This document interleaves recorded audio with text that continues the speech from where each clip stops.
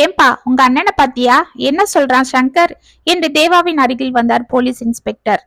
என்னத்த சொல்லுவான் சார், தப்பு செய்யறதுக்கு முன்னாடி யோசிக்கணும், இல்ல சொல் பேச்சாவது கேட்கணும். எதுவும் இல்லாம இப்ப வந்து ஜெயில உட்காந்துக்கிட்டு அழறான். ஏன் சங்கர், நீ ஏன் இப்படி குடி திருடுன்னு தெரியற? உன் தம்பி போல பொறுப்பா இருந்தா எவ்வளவு நல்லா இருக்கும். எங்க சார், சின்ன வயசுல இருந்து எங்க அப்பாவை பார்த்து பார்த்து அந்த பழக்கம் தான் எனக்கு வந்தது. அவரை போல நானும் திருடன் ஆயிட்டேன்.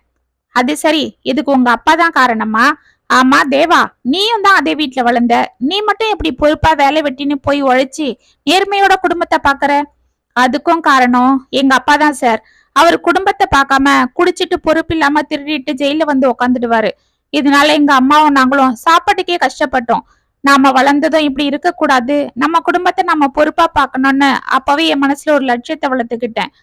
ஒரே மனுஷங்கிட்ட 2 பேரும் 2 விதமா பாடத்தை கத்துக்கிட்டீங்க என்று சிரித்து கொண்டே சென்றார் போலீஸ்காரர்.